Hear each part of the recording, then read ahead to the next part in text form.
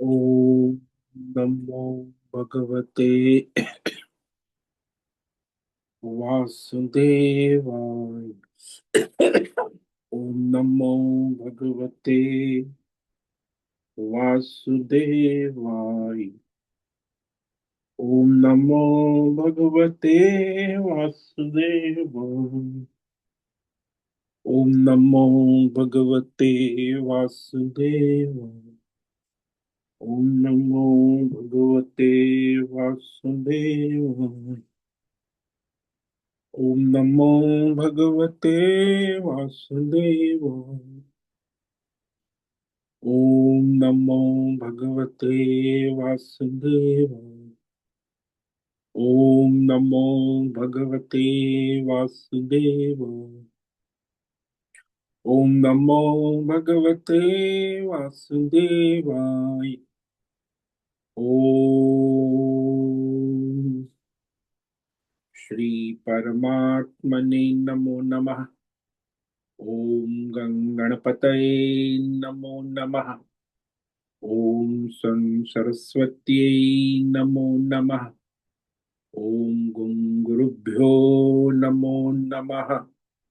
ओम सहनाववतु सहनौ भुनक्तु सह वीर्यं करवावहै तेजस्विनावधीतमस्तु मा विद्विषावहै। ओम शांति शांति शांति। सदाशिवसमारम्भाम् शङ्कराचार्यमध्यमाम् अस्मदाचार्यपर्यन्ताम् वन्दे गुरुपरम्पराम्। वन्दे गुरुपरम्पराम्। ओम तत्सत।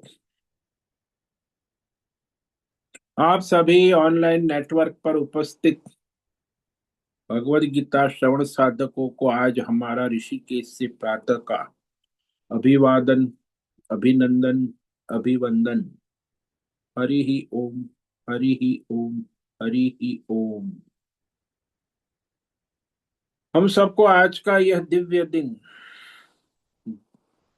तन मन धन जन देश काल विषय वस्तु परिस्थिति के आधारित जीवन दिव्य, तो यह सारा हमें वर्तमान में व्यष्टि समष्टि रूप में आध्यात्मिक भौतिक दैविक क्षेत्र सभी को अपने अपने वर्तमान जन्म के संचित और पूर्व जन्मों के संचित कर्मों के सात्विक राजसी तामसी धर्म अधर्म मिश्र सकाम निष्काम मिश्र कर्मों के पके हुए फल स्वरूप में वर्तमान में आज सभी अपने अपने प्रारब्ध अनुसार परमेश्वरी अचिंत्य योग माया के माध्यम से वर्तमान देश काल विषय तन मन धन जन आदि प्रसाद स्वरूप में प्राप्त हुआ है। अतः आज का यह दिव्य दिन और जीवन परमार्थ हेतु सार्थक करे। प्रभु सेवा यज्ञ दान तप पितृयज्ञ मानवता यज्ञ भूत प्राणी यज्ञ सात्विक दान शारीरिक वाचिक मानसिक तप निष्काम कर्म योग ध्यान योग भक्ति योग ज्ञान योग साधना स्वाध्याय वेद शास्त्रों का अध्ययन अध्यापन उपासना आराधना के लिए समर्पित करे और करवावे। अत्यंत दुर्लभ मनुष्य जीवन की प्रत्येक क्षण को परमार्थ हेतु सार्थक करे और करवावे। आज विक्रम संवत 2082 मार्गशीर्ष मास कृष्ण पक्ष की अष्टमी तिथि दोपहर 2:56 तक है। उसके बाद नवमी तिथि लग जाती है। आज उत्तर फाल्गुनी नक्षत्र है जो कल सुबह 5:49 तक है। उसके बाद हस्त नक्षत्र लग जाता है। आज शुक्रवार है और शिशिर ऋतु चल रही है। ऋषिकेश का रात्रि का 12 बजे से 4 बजे तक का सुबह का न्यूनतम तापमान 6 डिग्री रहा है और अधिकतम दोपहर 12 बजे से 2 बजे तक का 22 डिग्री तापमान रहा है। वायु की गति 5-10 किलोमीटर प्रति घंटा चल रही है। ईस्वी सन 2025 12 दिसंबर 12 दिसंबर 2025 सुबह के 6:45 6:50 हो रहे हैं। कलयुग का प्रथम चरण 5126वां वर्ष 7वां वैवस्वत मनवंतर श्वेत वराह कल्प ब्रह्मा जी का 26वां दिन और 51वां वर्ष अभी चल रहा है।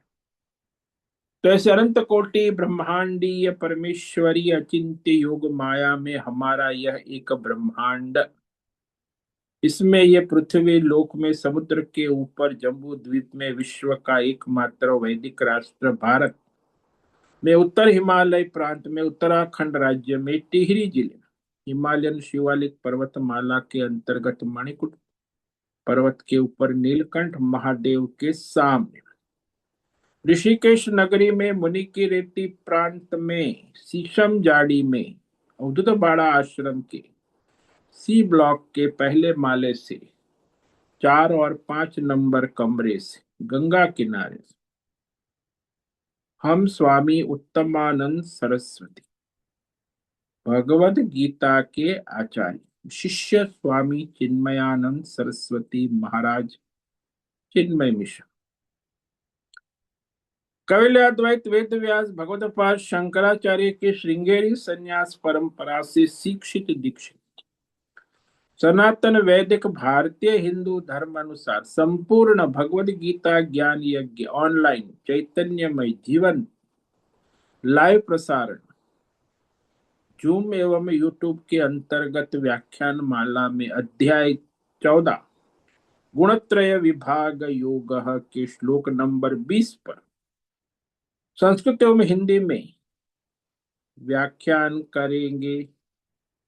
दिव्य पवित्र सरल व्यावहारिक सटीक पूर्ण वर्ण अक्षर पद वाक्य पंक्ति श्लोक अध्यायों की संगति संधि अन्वय शब्दार्थ वाक्यार्थ भावार्थ रहस्यार्थ तत्वार्थ के यथार्थ तात्पर्य सहित वैदिक शास्त्र वेदव्यास साहित्य शंकर भाष्य एवं परंपरागत 10 सन्यासी आचार्यों की टीका टिप्पणी सहित आज का यह भगवद गीता व्याख्यान करेंगे। कृपया आप सभी श्रद्धा भक्ति ध्यान से परिपूर्ण होकर के यह दिव्य श्रवण साधना करें। इसमें से कुछ ग्रहण करें, कुछ धारण करें, कुछ अपने जीवन में चरितार्थ करें और उसमें निरंतरता लाए।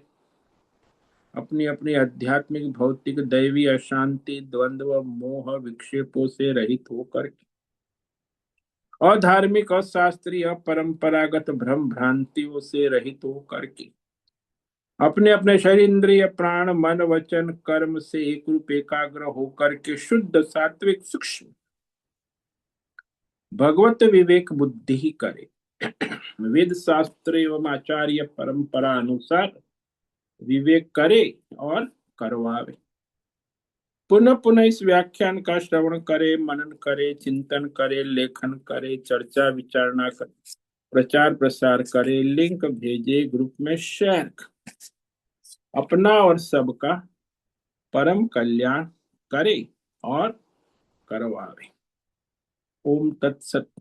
ओम ओम ओम। श्रीमद् भगवद गीता अध्याय 14 गुणत्रय विभाग योग के श्लोक नंबर 19 पर कल हमने विवेक विचार किया था, जिसमें भगवान कहते हैं कि गुणातीत मनुष्य जो है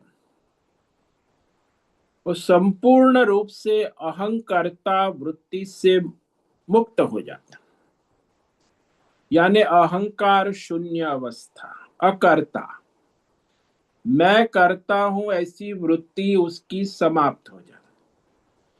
सब प्रकृति करती है, भोगती है, और मैं साक्षी चैतन्य हूं। तो इस प्रकार जब तक अहंकार है, अहंकर्ता इति वृत्ति सबसे सूक्ष्म है। मनुष्य की सबसे सूक्ष्म वृत्ति है अहंकर्ता वृत्ति, उसी को अहंकार कहते हैं। और उससे जब वो अकर्ता हो जाता है, असंग हो जाता है, तो गुणातीत जो है उस स्थिति में आ जाता है। तो वह गुणातीत मनुष्य जो है वो कैसे रहता है, ये कहते हैं नान्यम गुणेभ्य कर्तारम यदा द्रष्टानुपश्यति गुणेभ्यश्च परम वेत्ति मद्भावम सोधिगच्छति। जब कोई भी मनुष्य जिस जन्म में गुणातीत होता है, यदा, यदा यानी जब जिस जन्म में उसमें गुणातीत अवस्था प्राप्त होती है, तब वो साक्षी दृष्टा, साक्षी चैतन्य होकर के तीनों गुणों के अतिरिक्त अन्य किसी को कर्ता या भोगता नहीं मानता, नहीं देखता। क्योंकि सारा जो सृष्टि का खेल है ये त्रिगुणी माया से उत्पन्न पंच महाभूत ही कर्ता और भोक्ता है। और उस पंच महाभूतात्मक संसार त्रिगुणी माया से चलता है, और माया जो है वो परमात्मा के अधीन। तो जो जानता है कि ये सारा जो है शरीर इंद्रिय प्राण क्षेत्र 24 तत्वों का, पंच महाभूत, पांच ज्ञानेन्द्रिय, पांच कर्मेंद्रिय, पंच विषय शब्द स्पर्श रूप रस, मन बुद्धि चित्त अहंकार, पंच प्राण, ये सारा जो क्षेत्र है वो सारा त्रिगुणात्मक प्रकृति माया से पंच महाभूत से उत्पन्न होता है। उसी पंच महाभूत त्रिगुणात्मक माया में रहता है, उसी पंच महाभूत त्रिगुणात्मक माया में लय होता है, पुनः उत्पन्न। तो ये सारा जो उत्पत्ति स्थिति लय है वो जादूगरी है। जैसे जादूगर की जादूगरी से जादू के खेल उत्पन्न होते हैं, जादूगरी में जादू के खेल रहते हैं, और जादूगरी में ही जादू के खेल लय होते हैं। जादूगर से नहीं, जादूगरी से होता। तो ऐसा जो जान लेता है, गुणेभ्य परम व्यक्ति, भाई जादूगर को जादूगरी से परम, परम यानी उससे असंग अकर्ता जान लेता है, तत्व से जानता है, तो वह मेरे परमात्मा स्वरूप को प्राप्त हो जाता है, अधिगच्छति।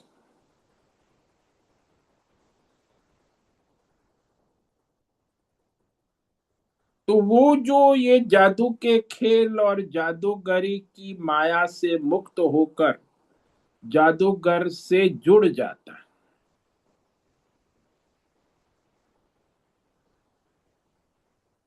वैसे ही ये जीवात्मा अज्ञान से जो उस माया के संग में अहंकारता, अहंकार से मुक्त होकर अपने मूल स्वरूप सच्चिदानंद परमात्मा में स्थित हो जाए,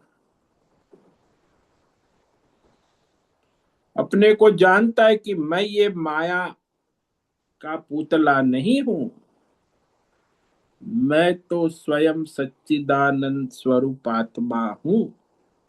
वैसे अपने परमार्थ तत्व को यथार्थ जानकर उसमें स्थित हो जाता।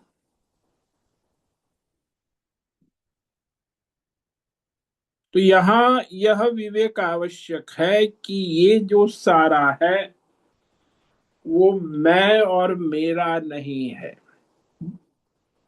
जैसे स्वप्न आपने देखा, आपके स्वप्न का मैं मेरा तू तेरा संसार जो है वो स्वप्न में लगता है सत्य, लेकिन स्वप्न से जगने के बाद स्वप्न का संसार मैं मेरा तू तेरा सारा का सारा स्वप्न जो है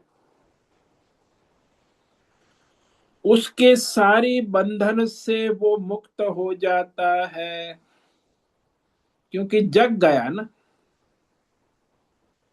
ऐसे इस जागृत अवस्था के सारे मैं मेरा तू तेरा कर्म बंधनों से वो जब अपने आत्म स्वरूप में जग जाता, तो इस जागृत अवस्था के भी सारे कर्म बंधन मैं मेरा तू तेरा आदि अहंकार बंधनों से मुक्त हो जाता है।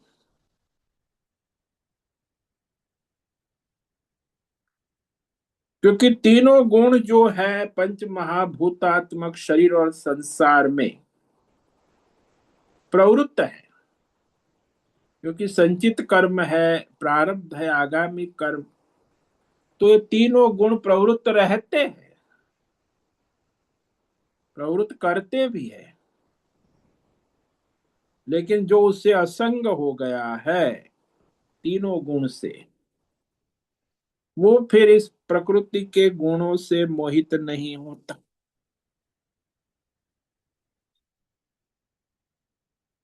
इसी अनुसंधान में अब भगवान आगे कहते हैं कि जो अज्ञान अवस्था में जो अपने को देवदत्त शरीरधारी जीवात्मा मानता है, जब उसे ज्ञान होता है तो तीनों गुणों से रहित वह अपने इस शरीर और संसार के जन्म मरण आदि सारे द्वंद्वों से छूटकर अमृत पद को पा लेता, अमृत का प्याला पी लेता है, अमर हो जाता है। तो ये भगवान आगे श्लोक में कहते कि जब तक वो इसमें अहंकार से जुड़ा है वो मरने वाला है। अहंकारता वृत्ति जब समाप्त हो जाती है तो वो अमर हो जाता है। तो वो कैसे भाई? अरे भाई, सर्वश्रेष्ठ परमार्थ तत्व का बोध होने पर वह अपना स्थूल सूक्ष्म कारण शरीर से रहित, संसार से रहित हो जाता, यानी संग से रहित हो। संसार में तो रहता है प्रारब्ध के अनुसार, लेकिन शरीर और संसार के संग से रहित असंग हो जाता। असंग रहता है इसीलिए वो अमर हो जाता। संग करता है तो मरता है। वही कह रहे हैं भगवान, गुणानेतानतीत्यन्त्रिन्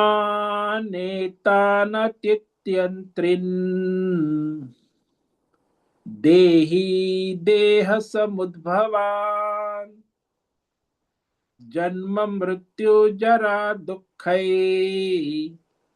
विमुक्तो मृतमुष्णुते। देही यानी ये अहंकारी जीवात्मा जो अपने स्थूल सूक्ष्म शरीर का संग करके बैठा है, अज्ञानी अज्ञानी जीवात्मा, वह ये सारे शरीर और संसार की उत्पत्ति के कारण ये त्रिगुणात्मक पंच महाभूतात्मक गुणों को अतित्य पार कर जाता है। अतित्य कहा, पार कर जाता। इसीलिए जन्म मृत्यु जरा दुख विमुक्त, इसीलिए वह अपने इस शरीर और संसार के जन्म मरण और सारे विकारों से दुखों से, कष्टों से विमुक्त, विशेष रूप से मुक्त हो जाता है। और अमृतम अश्नुते, अमृत का प्याला पीता, अमृत परमानंद को प्राप्त होता है, यानी मोक्ष को प्राप्त। तो ये जो तीन गुण से उत्पन्न अज्ञान, अज्ञान से उत्पन्न भौतिक अध्यात्म दैव कामना, और भौतिक अध्यात्म दैव कामना से कर्म, और कर्म से भौतिक अध्यात्म दैवी फल, ये सब को वो पार कर जाता है,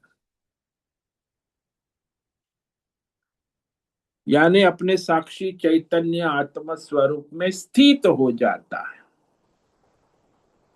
यानी इस माया के रंग से रंगता नहीं है। जैसे वो पुताई करने वाले आते हैं ना, तो पुताई करने वाला जो है हाथ में मोजा पहन लेता है। तो हाथ में मोजे पहने, पैर में गमबूट पहने हैं, तो उसको रंग नहीं लगता। तो सारा जो है काम करता है, लेकिन रंग नहीं लगता। ऐसे ही गुणातीत भी माया के अंदर काम करता है प्रारब्ध के अनुसार, लेकिन ये त्रिगुणी माया का रंग उसे नहीं चढ़ता है, क्योंकि वो असंग है ना। उसका माया से असंग होकर माया में कार्य करता। वैसे वो हाथ में मोजा पहनकर वो पुताई करता है, तो उसे रंग नहीं चढ़ता।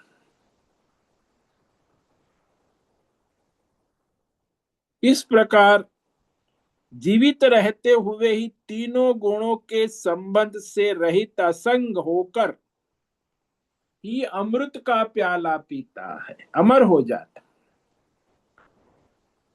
यानी परमात्मा स्वरूप को प्राप्त करता है।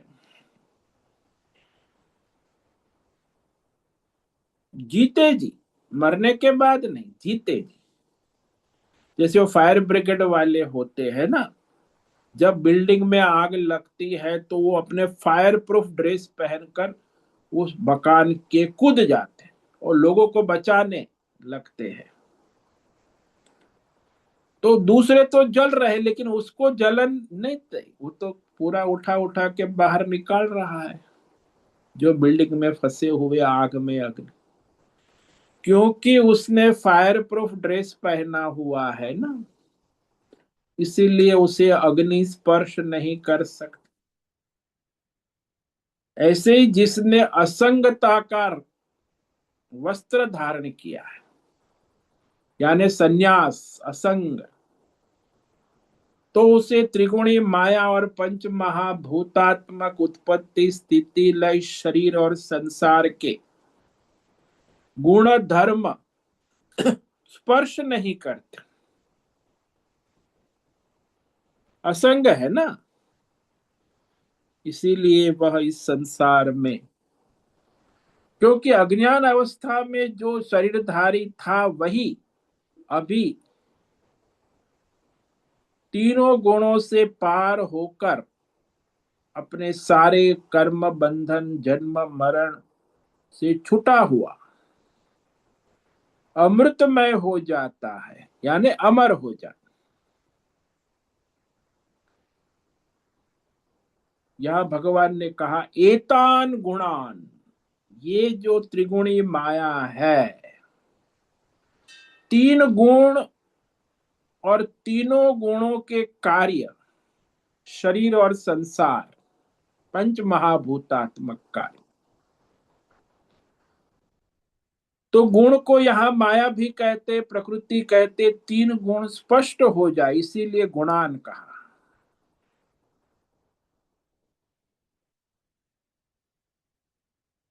तो तमोगुण है, रजोगुण है, सत्व गुण।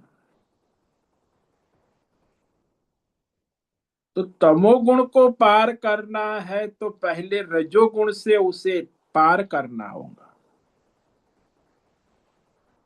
तमोगुण प्राधान्य जीवन है तो उसे रजोगुणी प्रवृत्ति, अरे रजोगुण के द्वारा वो तमोगुण को काबू में कर सकता है, और रजोगुण को सत्व गुण के द्वारा काबू में कर सकता है, और सत्व गुण को शुद्ध सत्व यानी 20 साधन अमानित्व मध्यम, ये शुद्ध सत्व है। अमानित्व मध्यम भित्व अहिंसा, ये शुद्ध सत्व। तो सत्व गुण को शुद्ध सत्व से काबू में कर सकता है, और फिर अपने गुणातीत स्वरूप अमृत में स्थित हो जाता।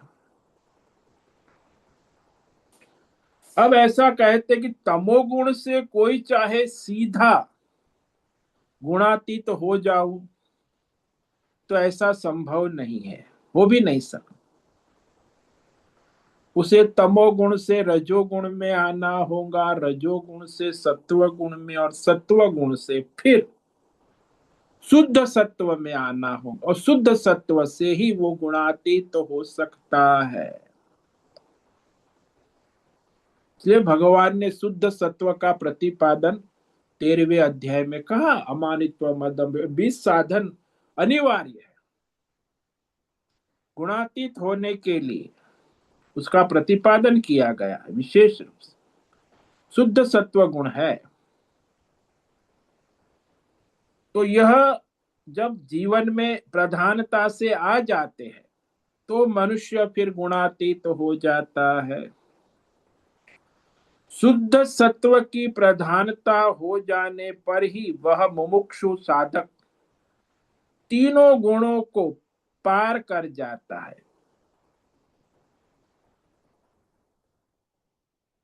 तो ये तीन गुण में जो उसे आसक्ति है, अहंकर्ता, अहम भोक्ता, मैं देवदत्त हूं, बस ये मैं देवदत्त हूं यानी मैं स्थूल शरीर हूं, मैं सूक्ष्म शरीर हूं, मैं कारण शरीर हूं, मैं त्रिगुणी प्रकृति माया का पुतला हूं, ये अज्ञान। ये तीन गुण कैसे है? देह से बुद्धवान, क्योंकि इसका तादात्म्य है, वो तीन गुण का ही तादात्म्य है। स्थूल सूक्ष्म कारण शरीर का तादात्म्य होने से ही ये सारा तीन गुणों का बंधन हो जाता है। ये तीन गुण ही पंच महाभूत से इस शरीर को उत्पन्न करते हैं, संसार को उत्पन्न करने वाले हैं। तो इस तीन गुण और उसकी माया से, पंच महाभूत से उत्पन्न ये शरीर और संसार, यही तीन गुण है। शरीर और संसार कहो कि तीन गुण कहो कि पंच, सब पर्यायवाची शब्द, और उसी में वह अपना अहंकर्ता आसक्त हो जाता। तो यदि तीन गुण में आसक्त है तो फिर उन्होंने कहा यदि सत्व गुण में आसक्त है तो ऊर्ध्वम गच्छन्ति, सत्वस्था भी पीछे कहा ना श्लोक में कि सत्व गुण में आसक्त है तो ऊर्ध्व गति देवलोक आदि दिव्य लोक ब्राह्मण कुल धर्मात्मा कुल में जाता है। रजोगुण प्रकृति है तो मध्य तिष्ठन्ति राजसा, और मध्य में मनुष्य लोक में यही व्यापार धंधा, दुकानदारी, मकान, दुकान और राजनीति, क्षत्रिय वैश्य आदि कुल परिवार में आता जाता रहता। मध्य तिष्ठन्ति मनुष्य लोक में आता जाता, अधो गच्छन्ति ताम, और तामसी मनुष्य है वो तो पशु योनि में जाता है, नरक आदि लोक में जाता है।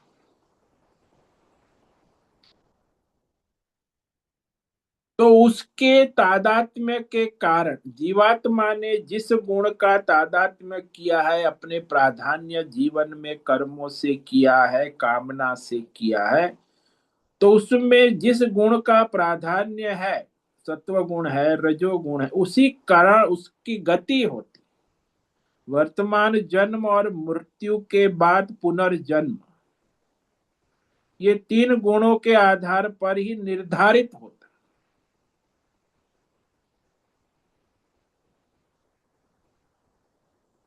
तो इस प्रकार उसे अच्छी बुरी योनियों में जन्म जन्मांतर प्राप्त होता।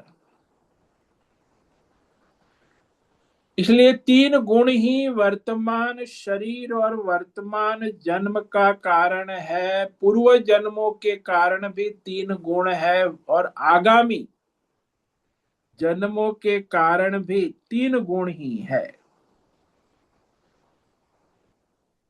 तीन गुण ही मुख्य उत्पत्ति स्थिति लय का कारण बन जाते। और जो ये तीन गुण और पंच महाभूतात्मक शरीर और संसार की माया का पार कर जाता,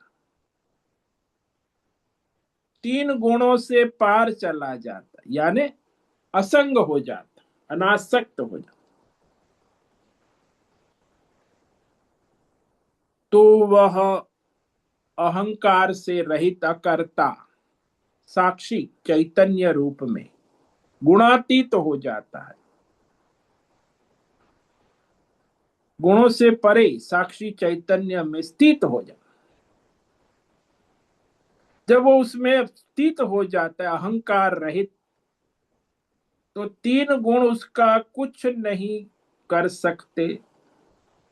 तीन गुण उसका संग नहीं कर सकते। उसने असंग हो गया तो तीन गुण चाहे तो भी उसका संग नहीं कर सकते। जिस संसार में है ना, आप देखते हो कि मनुष्य जा रहा है और उसे कोई सामान बेचने वाला आता है, अरे ले लो समोसे, ले लो समोसे, ले लो बाबा जी। नहीं नहीं, मुझे नहीं। वो असंग है। उसे समोसा का संग न मन से है न तन से है। तो चाहे कितनी भी कोशिश करेगा वो कहेगा नहीं नहीं, मुझे नहीं चाहिए। यदि उसके मन में एक समोसा का संग है तो तुरंत उसको समोसे बेच देगा। तो ये भी आप देखते हो संसार में, जब मनुष्य किसी भी विषय से असंग होता है तो वो विषय उसे परेशान नहीं करता। यदि उसने वो समोसा का संग किया तो फिर बाद में उसे सुख दुख होगा। अरे क्या घटिया समोसे थे, नमक तेज पड़ा था, मसाले ठीक थे नहीं, अरे पेट गड़बड़ हो जाएगा। संग किया तो फिर गड़बड़ होना ही है।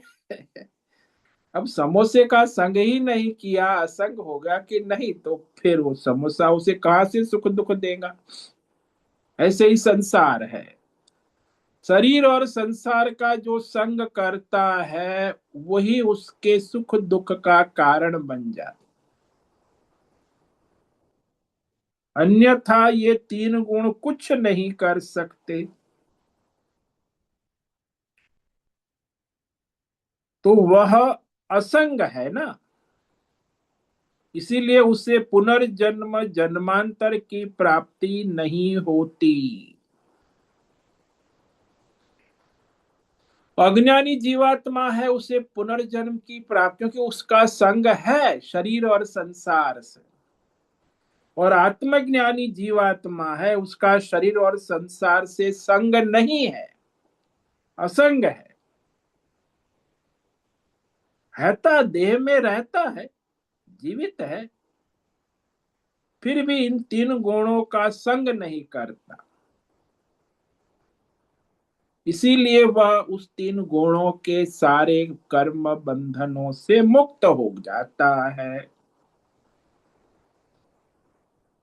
वो आत्मज्ञानी है, तो अपने आत्म स्वरूप में स्थित है, तीन गुणों का साक्षी रहता है और उसमें प्रारब्ध अनुसार व्यवहार करता है, वो भी असंगता से करता। अज्ञानी है, वो संसार में व्यवहार करता है संगता से करता, इसलिए सुख दुख से बंधता है।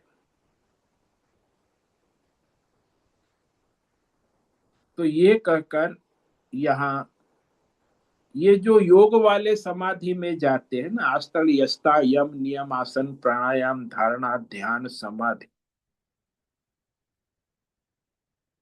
तो वो भी समाधि में असंग हो जाते हैं।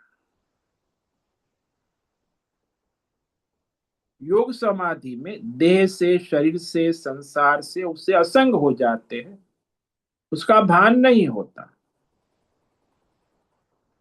लेकिन फिर वो जब आ जाते समाधि से उतर के, तो फिर उसे संग हो जाता।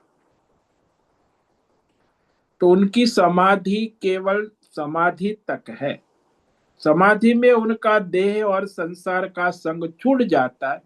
समाधि के उठने के बाद फिर उनका देह और संसार का संग बन जाता है।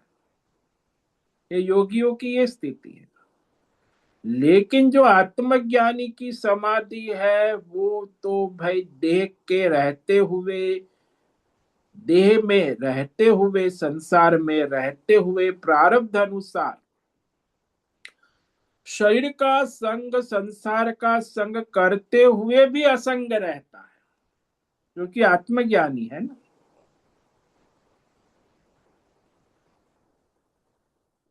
इसीलिए आत्मज्ञानी के अंदर जो स्थूल सूक्ष्म शरीर और संसार की प्रतीति प्रारब्ध अनुसार होने पर भी वह अपने आत्म स्वरूप में, उसकी समाधि छूटती नहीं, टूटती नहीं है, वो भगवत में ही रहता है।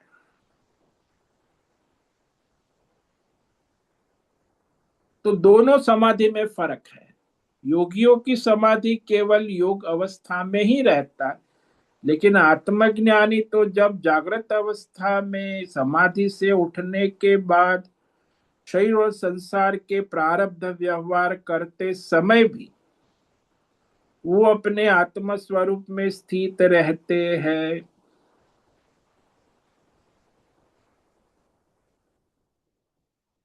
ये जो विशेष बात है, आत्मज्ञान होने पर जो आत्मज्ञान उसको है, तब उस अवस्था में वर्तमान देश काल परिस्थिति प्रारब्ध अनुसार उसे अपने आत्मज्ञान का विस्मरण नहीं होता है। इसीलिए वह जीवित रहते हुए, प्रारब्ध अनुसार शरीर रहते हुए भी तीन गुणों को पार कर जाते हैं। जब तीन गुण को पार हो गया, तो सारा जन्म मरण पुनर्जन्म का चक्र अपने आप कट गया। तो तीन गुण ही है, गुण के संग से ही जन्म मरण चक्र चलता है। जब तीन गुणों का संग न रह जाने पर उसका जन्म मरण का चक्र समाप्त हो जाता है। इसलिए मृत्यु को भी पार कर जाता। जन्म और मरण, जन्म नहीं होगा तो आगे मृत्यु भी कहां से प्राप्त होगी। इसलिए अमृत कहा, अमृत, अमृतम अश्नुते, वो अमृत को प्राप्त कर लेते हैं। अब यहां एक प्रश्न होता है कि वर्तमान जन्म में प्रारब्ध के अनुसार जन्म हुआ है, जो भी जैसा भी, तो उसे वर्तमान जन्म में तो एक बार मरना जरूर पड़ेगा, आगे तो पुनर्जन्म नहीं होगा। तो ये वर्तमान शरीर और संसार चल रहा है, वर्तमान जन्म हो चुका है, प्रारब्ध के अनुसार उत्पन्न हुआ जन्म, तो इस जन्म में उसका मरण भी होना है, प्रारब्ध, मरना पड़ेगा। उसके बाद भले उसका पुनर्जन्म ना हो, लेकिन वर्तमान जन्म में तो मरना पड़ेगा ना।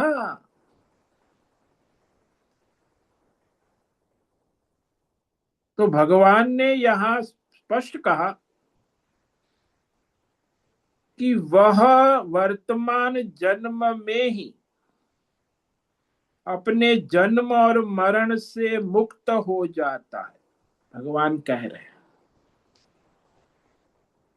जन्म मृत्यु जरा दुख है, विमुक्तो अमृतम, विशेष रूप से मुक्त होकर अमृत हो जाता।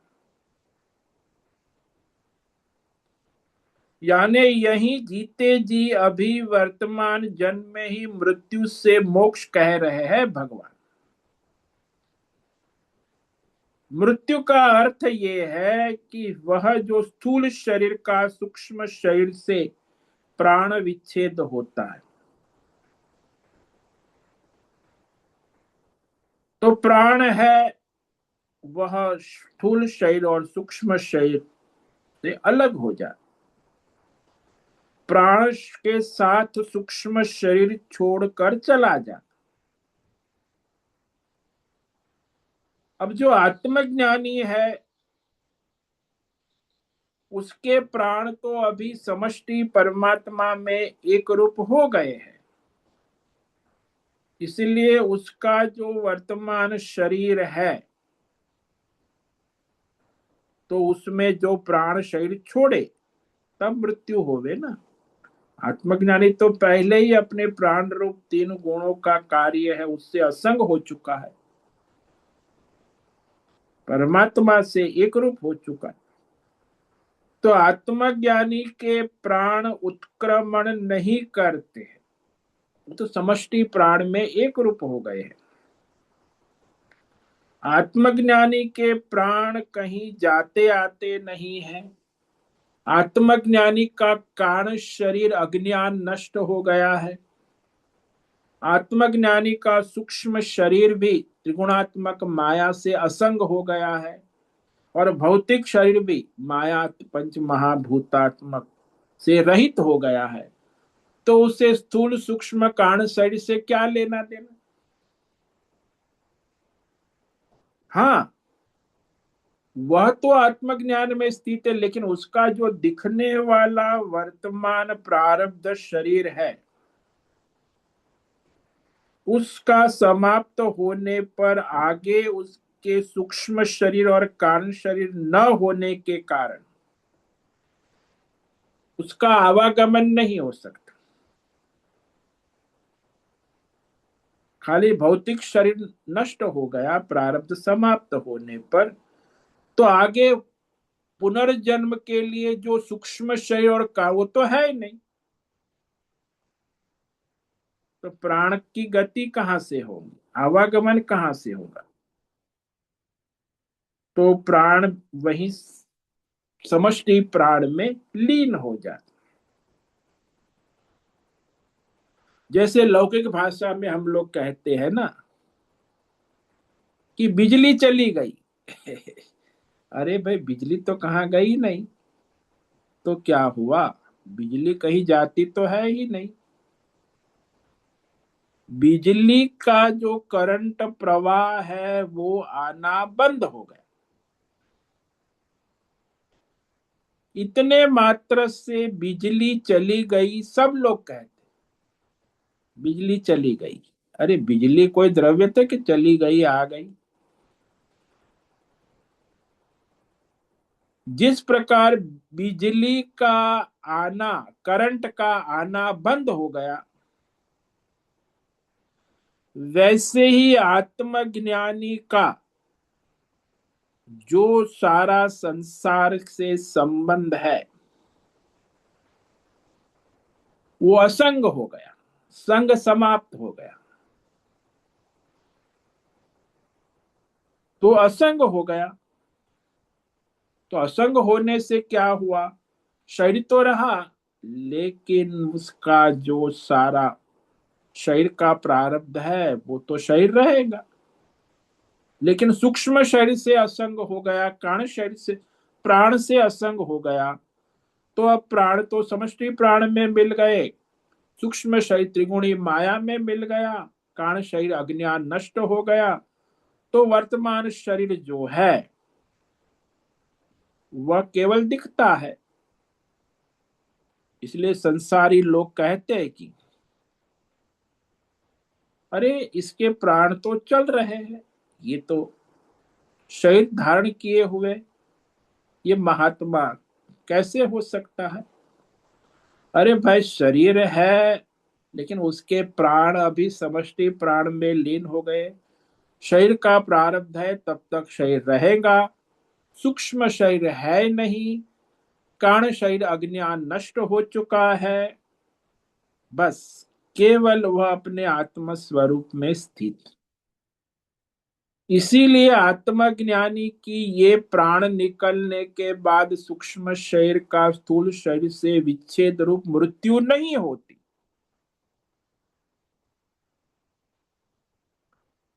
क्योंकि उसकी तो जीते जी ही वह उसके प्राण समाप्त नहीं हुए, समष्टि में लीन हो गए। सूक्ष्म शरीर तो उससे वो असंग हो गए, तो सूक्ष्म शरीर उसका त्रिगुणी माया में लीन हो गए। अज्ञान माया समाप्त हो गई, यानी माया माया में लीन हो गई। इसलिए भगवान गीता में बार बार कहते कि वह आत्मज्ञानी जीते जी ही मृत्यु को मार देता है, यानी मृत्यु समाप्त कर देता है और अमृत हो जाए जीते हुए ही।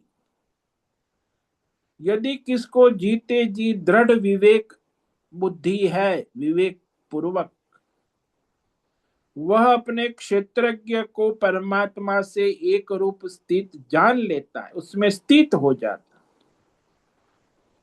तो वह अभी मुक्त है। अन्यथा कोई आशा नहीं। जब तक अहंकार है, मैं शरीर हूं, ये मेरा संसार है, मैं हूं, ये मेरा है, ये तू है, ये तेरा, तो उसके मोक्ष की कोई संभावना ही नहीं। जब वो मैं मेरा तू तेरा से असंग हो जाता, यानी क्षेत्रज्ञ उसका परमात्मा समष्टि से एक रूप हो, जैसे घटाकाश है, घटाकाश महाकाश से अपने को जोड़ देता है, तो घड़े के फूटने के बाद घटाकाश का क्या होता है? घटाकाश महाकाश ही तो है, वही उसका अमृत है। वो घड़े में बंधा हुआ था, प्रतीत होता। तो इस तरह किसी ने कहा कि मृत्यु से केवल डरो मत,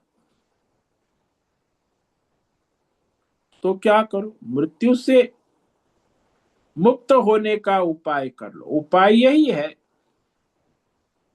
कि मैं अजन्मा हूं, मैं सच्चिदानंद आत्मा हूं, परमात्मा मैं हो जाना। परमात्मा में हो जाना ही अमृत है। माया में संग करके संसारी होना ही मृत्यु है।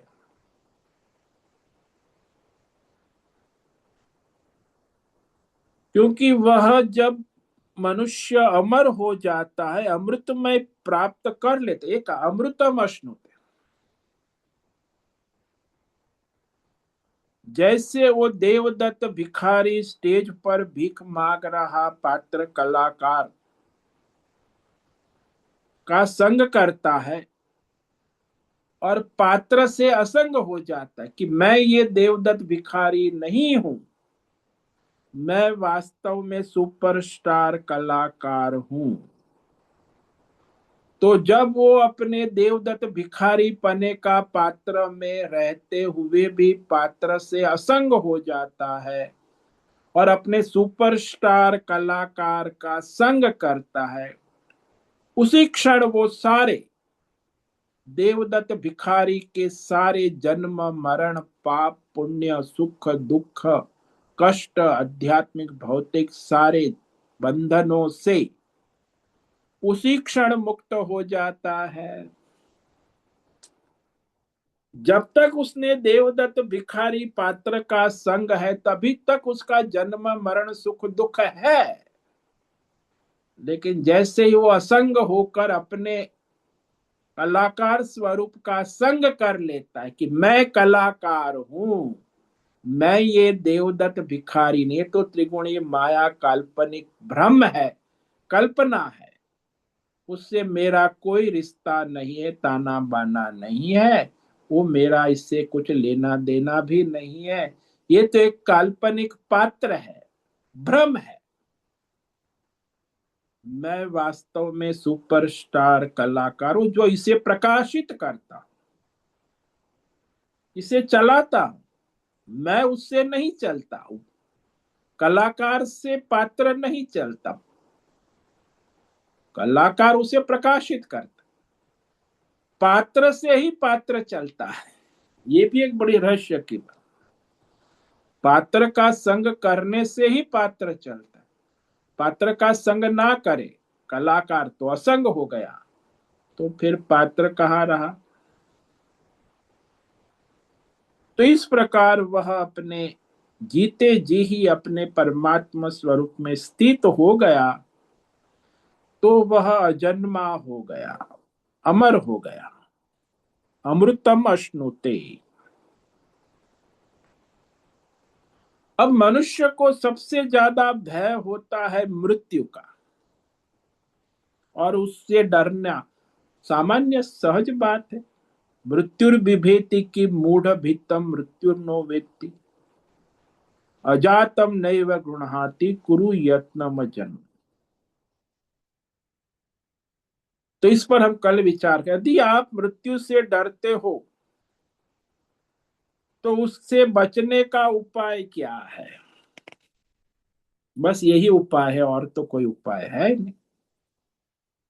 माया से असंग हो गए तो मृत्यु से भी मुक्त हो गए। जब तक माया का संग है, त्रिगुण तीनों गुणों का पंच महाभूत शरीर और संसार, तब तक भय है। जैसे देवदत्त भिखारी को मृत्यु का भय नहीं रहा, क्यों? क्योंकि देवदत्त भिखारी ने संग कर लिया कि मैं तो सुपरस्टार कलाकार हूं, मैं ये देवदत्त भिखारी नहीं हूं, ये तो काल्पनिक पात्र है। उससे असंग हो गया और अपने मूल स्वरूप में स्थित हो गया, तो उसे अपने देवदत्त भिखारी के मृत्यु का भय भी समाप्त हो जाता है, पुनर्जन्म भी समाप्त। देवदत्त भिखारी का पुनर्जन्म भी संभव नहीं, क्योंकि उसने उससे असंग होकर अपने मूल स्वरूप का संग कर लिया। तो इस पर हम कल और विचार करेंगे। तो बड़ा रहस्यमय श्लोक है। भगवान यहाँ स्पष्ट करते हैं कि मनुष्य जो है तीन गुण से असंग होकर ही अमृत पद को प्राप्त कर लेता है। गुणानेतान त्रिन देहि देह समुद्भवान, जन्म मृत्यु जरा दुख विमुक्तो मृतमश्नुते। ये जो जीवात्मा है, देही का मतलब अज्ञानी, अहंकार विमूढ़ात्मा, अहंकर्ता करने वाला जो जीवात्मा है, देही है, जिसने अपने स्थूल सूक्ष्म कारण शरीर का संग किया है। और उसने किसका संग किया है? शरीर का नहीं, तीन गुणों का, माया का संग किया है। तीन गुणान, ये सारा पंच महाभूतात्मक शरीर और संसार का संग किया है। तीनों गुणों का संग करके वह बंधा हुआ है। अब कैसे मुक्त होगा?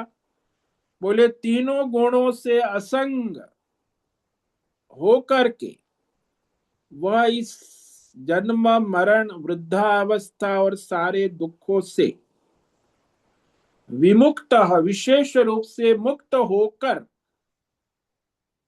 अमृतम अश्नुते, अपने अमर स्वरूप में स्थित हो जाता है। अमृत यानी मोक्ष, परमानंद, जिसका कभी न जन्म है न मरण है।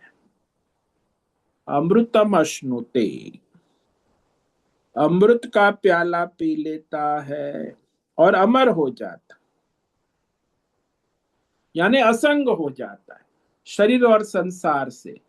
जो मनुष्य इस शरीर और संसार की त्रिगुणी माया से असंग हो जाता है, वो अभी अमृत को प्राप्त कर लेता है। संग करता है तो मरता रहता है। ओम नमो नारायणाय, ओम नमो नारायणाय। ओम नमो नारायणाय। ओम नमो नारायणाय। ओम नमो नारायणाय। कायेन वाचा मनसेन्द्रियैर्वा बुद्ध्यात्मना वा प्रकृते स्वभावा करोमि यद्यत् सकलं परस्मै नारायणायेति समर्पयामि। ओम सर्वे भवन्तु सुखिनः, सर्वे सन्तु निरामयाः, सर्वे भद्राणि पश्यन्तु, मा कश्चित् दुःखमाप्नुयात्। अस्तु मा सद्गमय, तमसो मा ज्योतिर्गमय, मृत्योर्मा मृतंगम। ओम पूर्णमद पूर्णमिदं पूर्णात् पूर्णमुदच्यते पूर्णस्य पूर्णमादाय पूर्णमेवावशिष्यते। ओम शांति शांति शांति। शंकरं शंकराचार्यं केशवं बादरायणं सूत्र भाष्य कृतौ वंदे भगवन्तौ पुनः पुनः। ईश्वरो गुरुरात्मेति मूर्ति भेद विभागिने व्योमवद्व्याप्तदेहाय दक्षिणामूर्तये नमो नमः। ओम गं गुरुभ्यो नमो नमः। ओम तत्सत् ब्रह्मार्पणमस्तु। ओम ओम ओम।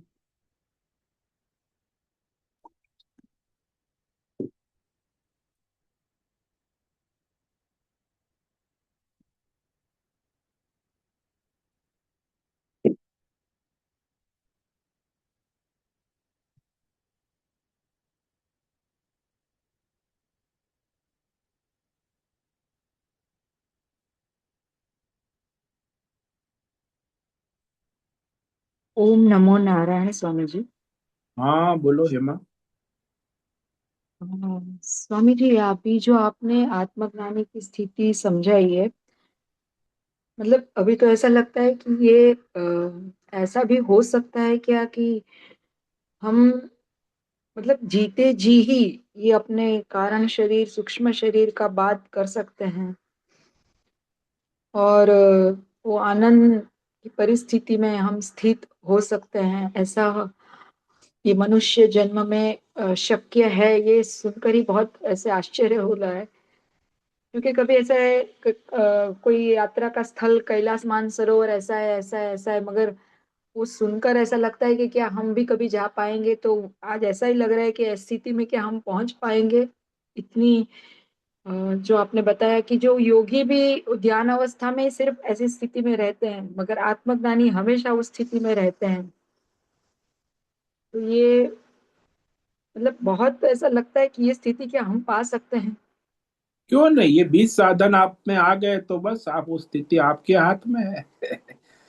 केवल 20 साधन साधना करनी है।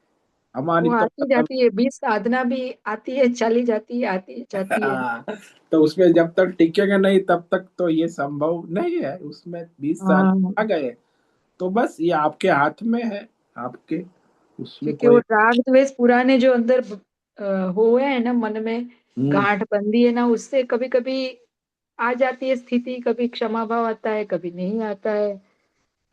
तो ये सब। हाँ, तो ये जो मूल कारण ये है कि अभी जो वो संसार में जो राग है, जो हाँ देहासक्ति है, शरीर और संसार में मैं हूं, ये मेरा है, हाँ अहंकारात्मक हाँ वृत्ति जो है ना, हाँ उसका लय नहीं हुआ है।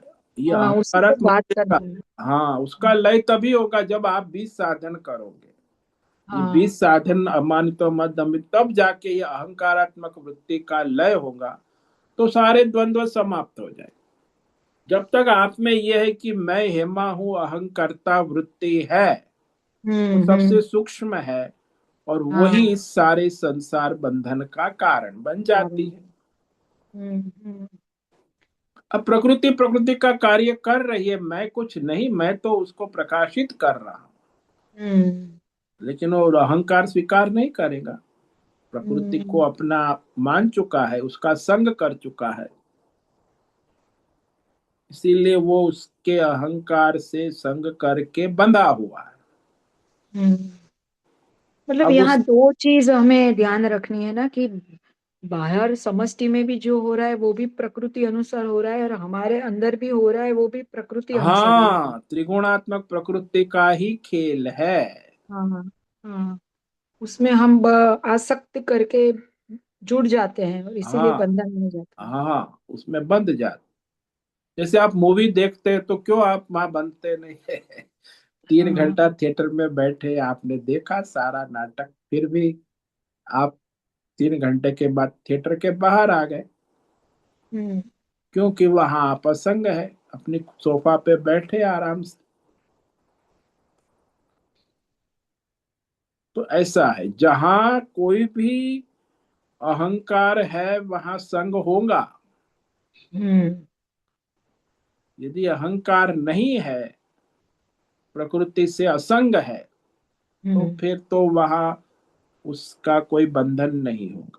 सीधी बात है, हम आपको दृष्टांत दें कि हम्म। आप कहाँ आपके मित्र के बेटी के शादी में गए हैं, तो वहां आपको क्या करना है?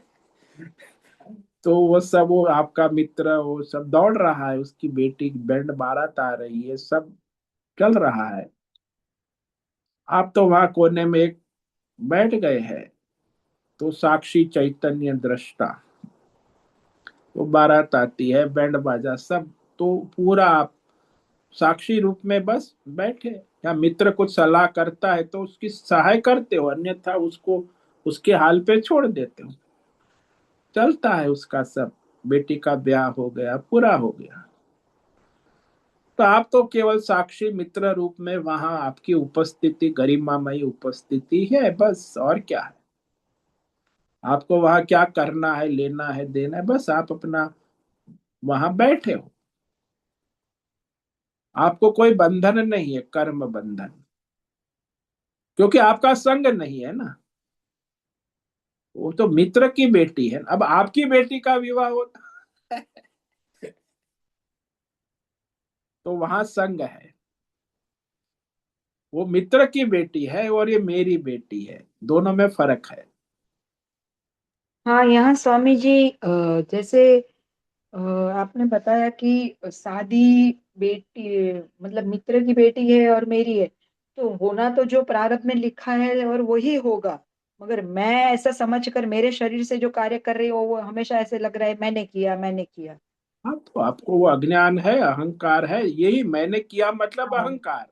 हाँ, वही अहंकार, अहंकार है। अहंकारता वृत्ति, मैंने सोचा, मैंने निर्णय किया, मैंने, ये सब है अहंकारात्मक वृत्ति ही है। अंतकरण तो, सूक्ष्म शरीर की तो सबसे यहाँ सूक्ष्म। इतना ये सूक्ष्म है कि मेरे शरीर के द्वारा हो रहा है, फिर भी मुझे ये रखना है कि मैंने नहीं किया है। क्योंकि हाँ, हाँ। ये मैं असंग हूँ। जैसे हम्म। कल ही हम एक महात्मा से बात कर रहे हैं, तो कि भाई महात्मा कहता है मैं ब्रह्म हूँ, परमात्मा हूँ, फिर कहता है कि मुझे डायबिटीज हो गया, ब्लड प्रेशर हो गया, किडनी ठीक से काम नहीं करती, ये हो रहा है वो। तो बोला कि आप ब्रह्म हो तो फिर आपको ये सब क्या परेशानी हो रही है? ये दो चीज हो जाती है ना, शरीर से जुड़ जाते हैं तुरंत ही। हाँ, तो वो आसक्ति है, देह आसक्ति। ये तो उसको हाँ। कहने की जरूरत ही नहीं है कि भाई शरीर को डायबिटीज है। जैसा कह सकता है कि शरीर में डायबिटीज ब्लड प्रेशर है, शरीर है, मैं हम्म। तो सच्चिदानंद आत्मा हूँ। हम्म। एक महात्मा मुझे मिला था, उसने कहा कि महाराज शरीर में तो बहुत सारे कष्ट है, लेकिन मैं सच्चिदानंद आत्म स्वरूप में मस्त हूँ, मुझे इससे कोई लेना देना नहीं। तो ये उनकी असंगता है, वो महात्मा है वास्तव में। हाँ स्वामी जी, ऐसा ये सुनकर तो ऐसा लगता है कि ये स्थिति में हमेशा हम रहे, मगर ये जो हाँ साधना है करनी है सब। हाँ, अमानित्वम अदम्भित्वम आएगा तब जाके वो अहंकार जो है, वो अहंकारात्मक वृत्ति का लय होगा, और हम्म। मैं असंग हो जाएंगे। फिर आप परमात्मा के साथ साक्षी चैतन्य रूप में स्थित हो गए हैं, तो वही अमृत है। तीन हाँ गुणी स्वामी। माया से असंग होना ही, जब तक संग है तब तक जन्म मृत्यु है। हम्म। हाँ स्वामी जी, समझ में आ गया। बहुत बहुत बहुत धन्यवाद। ओम नमो नारायणाय। ओम नमो नारायण।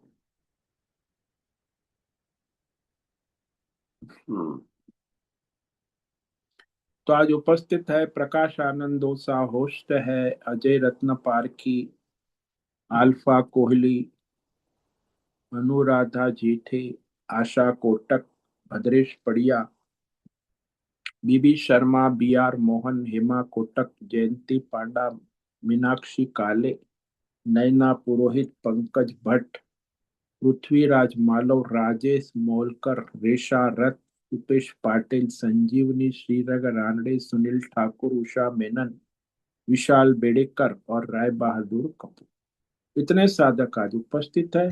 आज आपका दिन मंगलमय हो, परमार्थ करे, सबका कल्याण करे। सभी साधकों को आज का ओम नमो नारायणाय। ओम नमो नारायणाय। नारायणाय नारायणाय। नमो नारायणाय। नारायण ओम नमो नमो नारायणाय। नारायण। ओम नमो नारायणाय स्वामी जी। नारायण बहुत बहुत धन्यवाद। ओम नारायण नमो नारायणाय स्वामी जी। नारायणाय ओम नमो नारायण स्वामी। ओम नारा नमो नारायण स्वामी जी। नारायणाय।